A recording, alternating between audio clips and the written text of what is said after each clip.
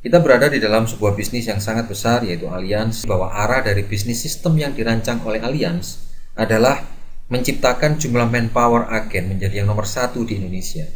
Hal ini bisa Anda pahami ketika Anda mempelajari konsep marketing plan yang telah di-launching oleh Allianz bulan Januari tahun 2014 kemarin.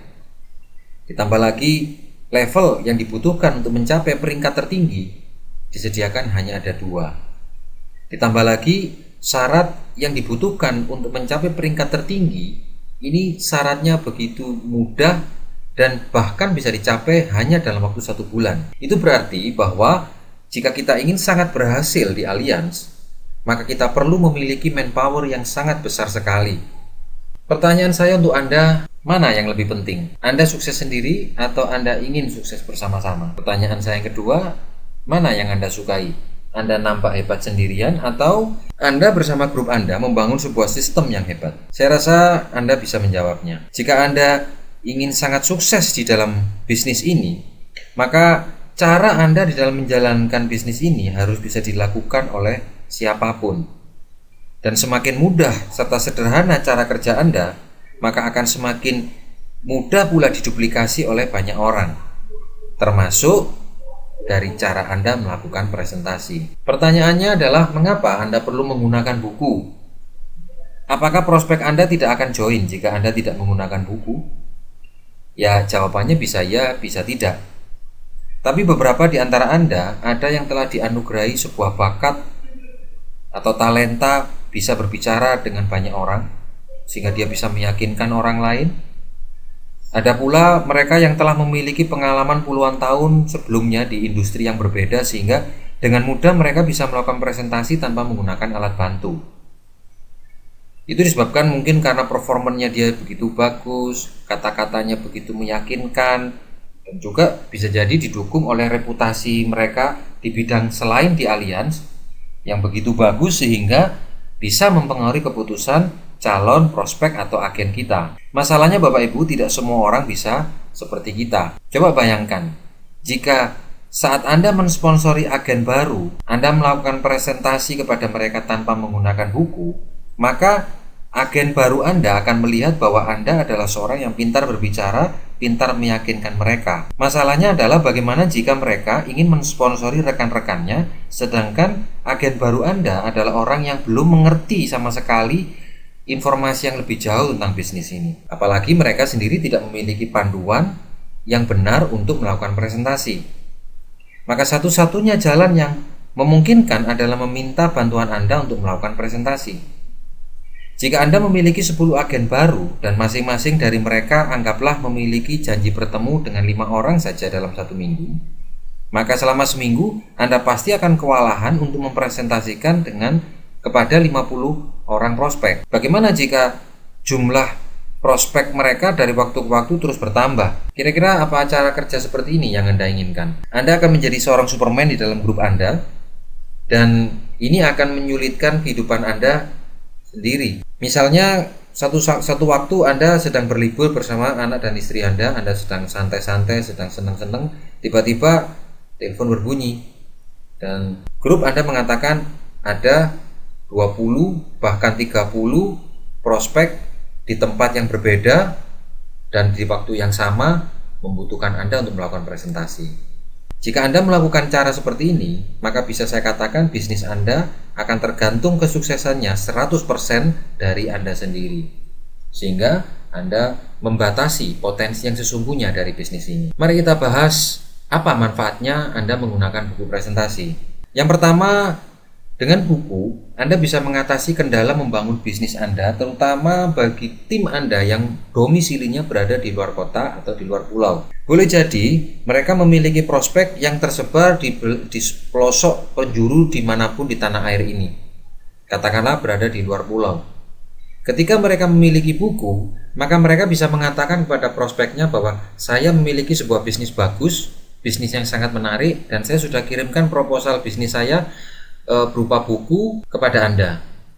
Begitu buku ini sudah sampai di tujuan, maka bersama-sama antara prospek dengan kita membuka halaman demi halaman untuk memahami apa maksud dari bisnis yang kita sedang tekuni. Karena itu, cobalah ajarkan kepada grup baru Anda untuk memiliki 10-20 buku presentasi saat mereka memulai membangun bisnis ini. Toh harga bukunya juga tidak terlalu mahal.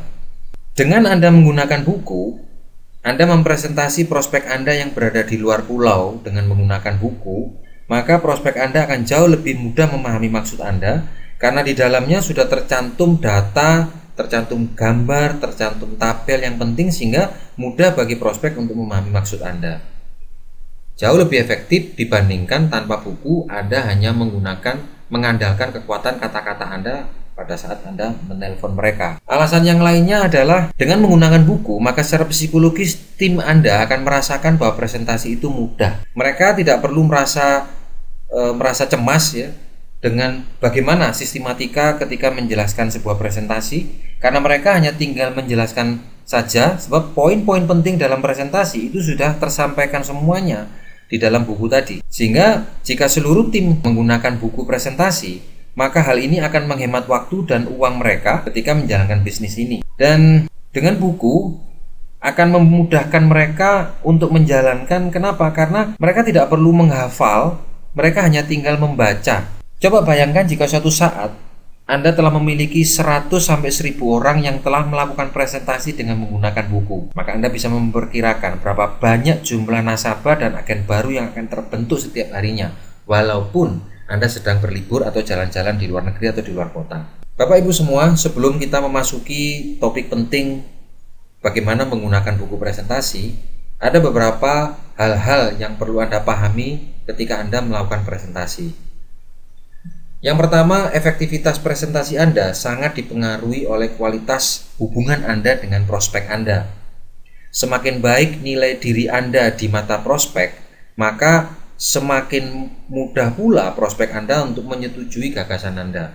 Karena itu, prioritaskanlah untuk menjelaskan bisnis ini kepada orang yang telah memiliki hubungan yang baik dengan Anda. Yang berikutnya adalah perlu Anda pahami apa sih tujuan presentasi. Tujuan presentasi adalah untuk memberikan penjelasan kepada prospek Anda, bukan untuk membuat prospek Anda mengambil keputusan. Proses untuk mengambil keputusan itu terjadi pada saat Anda melakukan follow up.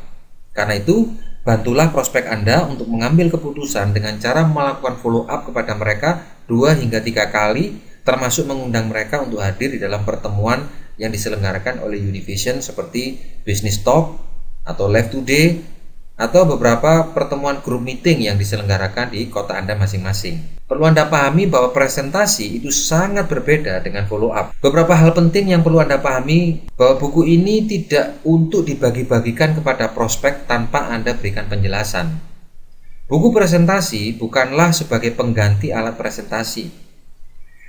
Ketika Anda memberikan buku presentasi, tidak berarti Anda sudah mempresentasikan bisnis ini. Yang berikutnya adalah setelah Anda mempresentasikan konsep pemikiran Anda melalui buku presentasi, maka pinjamkan buku tersebut dan buatlah janji ketemu 1-2 hari berikutnya untuk Anda ambil kembali. Jika Anda belum berhasil meyakinkan prospek Anda dan prospek Anda belum bisa mengambil keputusan walaupun Anda telah meminjamkan buku ini, maka Anda bisa meminjamkan informasi yang lainnya seperti CD audiobook atau brosur-brosur penunjang lainnya. Sebagai langkah persiapan, ketika Anda memulai melakukan presentasi, yang penting juga adalah bahwa kesan pertama Anda sangat menentukan keputusan prospek. Hal-hal penting yang bisa memberikan kesan pertama yang positif diantaranya adalah perhatikan penampilan atau cara Anda berbusana dan kesehatan Anda, terutama bau badan dan bau mulut. Jangan sampai prospek Anda pingsan gara-gara bau badan atau bau mulut Anda, atau aroma baju Anda sangat menyengat sehingga prospek Anda merasa tidak nyaman. Hal yang lainnya adalah pastikan bahwa Anda dalam kondisi sehat, Anda tidak sedang sakit, sehingga prospek Anda akan merasa terganggu karena Anda sering batuk, atau lebih parah lagi saat Anda presentasi penuh semangat, yes, lalu dari hidung Anda keluar ingus kuning. Ya, saya rasa presentasi Anda akan kacau semua. Upayakan Anda pada waktu melakukan presentasi senantiasa melakukan eye contact dengan prospek Anda. Jangan Anda menunduk atau berpaling karena hal ini akan memberikan sinyal kepada prospek Anda bahwa Anda ragu-ragu dengan bisnis Anda. Tataplah area wajah prospek Anda sekitar kening dan hidung, tetapi jangan menatap tajam matanya karena akan membuat prospek Anda ketakutan. Poin yang ketiga adalah sesuaikan bahasa Anda. Jika prospek Anda suka bahasa yang formal, maka lakukanlah hal yang sama. Atau jika prospek Anda sebaliknya, maka ikutilah menggunakan bahasa yang dipergunakan oleh prospek Anda. Bahkan Anda bisa menggunakan bahasa daerah jika diperlukan. Sebelum presentasi, pada umumnya kita akan melakukan pembicaraan yang ringan dengan prospek. Tanyakanlah hal-hal yang jangan Anda menanyakan hal-hal yang bisa menimbulkan rasa ketersinggungan kepada prospek. Hindari membicarakan hal-hal yang bisa menimbulkan konflik atau mengomentari prospek Anda sehingga prospek Anda menjadi tersinggung. Misalnya, Anda bertanya usia pada seorang wanita, atau Anda mengatakan bahwa sudah lama tidak ketemu prospek, tiba-tiba kok nampak seperti orang tua misalnya. Dan yang penting, jangan Anda melakukan basa-basi terlalu lama. Segeralah fokus pada tujuan Anda karena bisa jadi prospek Anda waktunya sangat terbatas. Sebagai tambahan ya, terkait dengan cara membangun kesan positif terhadap prospek Anda adalah hindarilah gangguan yang tidak perlu selama Anda melakukan presentasi. Seperti misalnya saat presentasi Anda justru sibuk menerima telepon, maka perlu Anda rubah handphone Anda dalam nada getar. Atau pada waktu Anda presentasi, Anda membawa anak Anda yang sedang rewel, atau Anda membawa binatang yang bisa membuat prospek Anda tidak nyaman. Jika Anda masih ragu-ragu dengan presentasi Anda, maka Anda bisa mengkonsultasikan dengan mentor Anda bagaimana cara presentasi yang efektif. Gimana caranya? Yaitu dengan cara mengamati bagaimana mentor Anda melakukan presentasi. Perhatikan bagaimana mentor Anda melakukan presentasi kepada prospeknya. Potretlah secara mental, pahami apa yang dilakukan oleh mentor Anda. Apa yang perlu Anda perhatikan pada waktu mentor Anda melakukan presentasi? Saya rasa semuanya. Bukan hanya kalimat yang digunakan oleh mentor Anda waktu melakukan presentasi, tetapi pelajari pula bagaimana mentor Anda memberikan penekanan intonasi pada saat dia berbicara, body language atau bahasa tubuhnya, cara dia tersenyum, bagaimana posisi duduk, cara dia memegang buku di hadapan prospek. Anda bisa pelajari bagaimana perubahan ekspresi atau raut wajah prospek dan mentor Anda. Tetapi perlu Anda ingat, di sesi belajar Anda jangan sampai mengganggu suasana presentasi sehingga membuat prospek Anda merasa tidak nyaman karena Anda memperhatikan mentor Anda dan prospek Anda. Jika pada sesi akhir Anda melakukan presentasi, kondisi psikologis prospek Anda memungkinkan untuk Anda lakukan closing, maka janganlah Anda tunda. Tanyakanlah kepada prospek, kira-kira siapa saja yang akan diproteksi dengan tapro selain dirinya. Mintalah prospek Anda untuk melakukan tanda tangan. Nah, Bapak Ibu semua, presentasi Anda 5% dipengaruhi oleh teknik Anda pada waktu Anda bercerita. Tetapi 95%-nya ditentukan oleh sikap Anda terhadap impian dan apa yang sedang Anda perjuangkan. Dan fakta membuktikan bahwa prospek Anda akan mengikuti Anda berdasarkan bagaimana perasaan Anda terhadap bisnis ini, dan prospek tidak mengikuti dari apa yang Anda ketahui mengenai bisnis ini. Pahamilah bahwa semangat dan emosi Anda pada saat Anda melakukan presentasi bisa sangat menular kepada prospek Anda. Lakukanlah presentasi sebanyak mungkin sampai impian Anda tercapai. Temuilah prospek yang memiliki level kualitas lebih baik daripada diri Anda untuk mendorong Anda terus bertumbuh dan menjadikan diri Anda kelak suatu saat menjadi pribadi yang istimewa. Sebuah pepatah mengatakan, quantity brings quality.